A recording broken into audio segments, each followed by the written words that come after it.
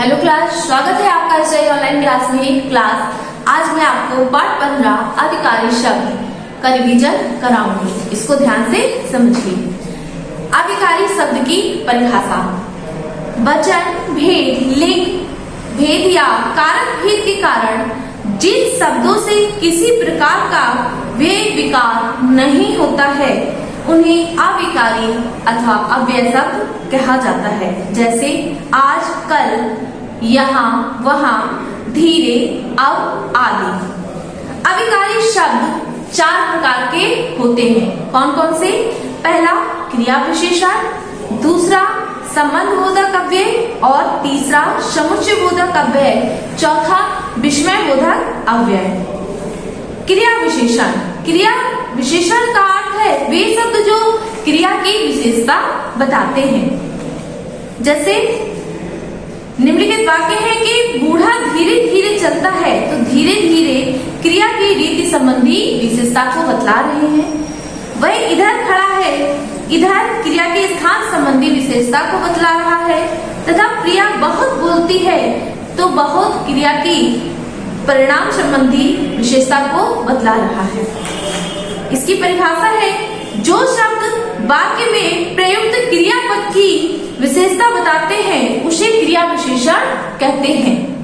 क्रिया विशेषण के कार्य: क्रिया के होने की निश्चितता या अनिश्चितता बताना, क्रिया की विशेषता बताना। तीसरा है क्रिया से संपादित होने का ढंग बताना, क्रिया के होने की स्थिति बताना, दिशा और परिमाण के विषय में बताना तथा क्रिया के होने में निषेध या स्वीकृति बताना। इसके बाद क्रिया विशेषण के भेद। तो क्रिया विशेषण के 4 भेद हैं। कौन कौन से हैं? कालवाचक क्रिया विशेषण, स्थानवाचक क्रिया विशेषण, परिमाणवाचक क्रिया विशेषण और रीतिवाचक क्रिया विशेषण। सबसे पहले समझेंगे हम कालवाचक क्रिया विशेषण। वे शब्द जो क्रिया के होने के समय का बोध कराते हैं उन्हें कालवाचक क्रिया विशेषण कहते हैं। जैसे तुम अब आ सकते हो। इसके बाद है स्थानवाचक क्रिया विशेषण। जो शब्द किसी के होने के स्थान का बोध कराते हैं उन्हें स्थानवाचक क्रिया विशेषण कहते हैं। जैसे पिताजी इधर बैठे हैं। इसके बाद है परिमाणवाचक क्रिया विशेषण। जो शब्द क्रिया की मात्रा या परिमाण का ज्ञान कराते हैं उन्हें परिमाणवाचक क्रिया विशेषण कहते हैं। जैसे कम बोलो, अधिक सोचो। इसके बाद है रीतिवाचक क्रिया विशेषण। तो जो शब्द क्रिया की रीति अर्थात होने का ढंग बताए उन्हें रीतिवाचक क्रिया विशेषण कहते हैं। जैसे विपुल शांतिपूर्वक बातें कर रहा था। इसके बाद है संबंधबोधक अव्यय। इसकी परिभाषा है जो अविकारी शब्द संज्ञा या सर्वनाम शब्दों के साथ आकर उनका संबंध वाक्य के दूसरे शब्दों से बताते हैं उन्हें संबंधबोधक अव्यय कहते हैं। जैसे बच्चा आकाश की ओर देख रहा है, वह राहुल के साथ बाजार गया। इन वाक्यों में की ओर तथा के साथ पद संज्ञा या सर्वनाम के साथ आकर इनका संबंध वाक्यों के अन्य शब्दों के साथ बता रहे हैं, इसलिए ये संबंधबोधक अव्यय हैं। इसके बाद है संबंधबोधक अव्यय के भेद। तो इसके 2 भेद हैं। पहला रूप रचना के आधार पर संबंधबोधक और दूसरा अर्थ के आधार पर संबंधबोधक। तो रूप रचना इस दृष्टि से संबंधबोधक 2 प्रकार के हुए: रूढ़, का, की, के, में, पर, से, ना आदि। और यौगिक शब्द में हुआ के लिए, की ओर, के बिना, के पश्चात, के साथ आदि। अर्थ के आधार पर संबंधबोधक अनेक प्रकार के होते हैं। उनमें कुछ प्रमुख निम्नलिखित हैं। जैसे कालवाचक, स्थानवाचक, दिशा सूचक, साधनवाचक, विरोधाभासवाचक, तुलनात्मक, व्यक्तिरेखवाचक, उद्देश्य सूचक, सहचर बोधक, समानता वाचक। इसके बाद है क्रिया विशेषण और संबंधबोधक अव्यय में अंतर। अनेक ऐसे शब्द हैं जिनका संबंध बोधक और क्रिया विशेषण दोनों रूपों में प्रयोग होता है, किंतु जब उनका प्रयोग संज्ञा या सर्वनाम के साथ किया जाता है तब ये संबंध बोधक अव्यय कहलाते हैं और ये क्रिया विशेषता प्रकट करते हैं।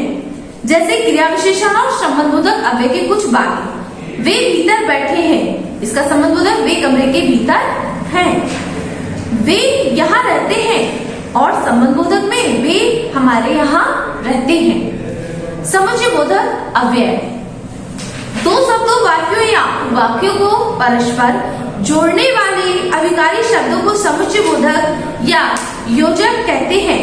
जैसे कमल और विमल मित्र हैं, यहाँ पर और शब्द दोनों को जोड़ रहा है। इसके बाद बच्चे समुच्चय बोधक अव्यय के भेद। तो समुच्चय बोधक अव्यय के दो भेद है, समानाधिकरण समुच्चय बोधक और व्यधिकरण समुच्चय बोधक। समानाधिकरण समुच्चय बोधक जो अव्यय समान घटकों, वाक्यांशों और वाक्यों को परस्पर मिलाते हैं उन्हें समानाधिकरण समुच्चय बोधक अव्यय कहते हैं। ये चार प्रकार के होते हैं, संयोजक, विकल्पक, विरोधक और परिमाण दर्शक। इसके बाद है व्यधिकरण समुच्चय बोधक। ये वे अव्यय हैं जो एक या अधिक आश्रित उपवाक्यों को मुख्य उपवाक्य से मिलाते हैं। जैसे स्वामी जी ने कहा कि सत्य ही ईश्वर है। इनके भी दो भेद हैं, करण बोधक और संकेत वाचक। इसके बाद बच्चों विस्मयादि बोधक अव्यय।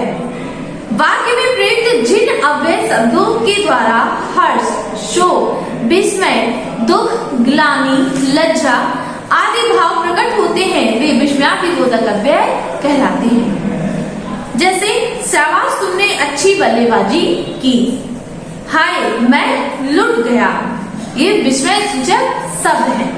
इसके बाद विस्मयादि बोधक अव्यय 10 प्रकार के बताए गए हैं। पहला हर्ष बोधक, दूसरा स्वीकार बोधक, तीसरा अनुमोदक बोधक और चौथा विस्मय बोधक, पांचवा घृणा सूचक, छठवां संबंध बोधक, सातवां निवेदन सूचक, आठवां शोक सूचक, नवा कृतज्ञता सूचक और 10वां है सावधानी पूर्वक। इस प्रकार से बच्चों अव्यय नामक चैप्टर में आपके 4 प्रकार के अव्यय पूरे हुए।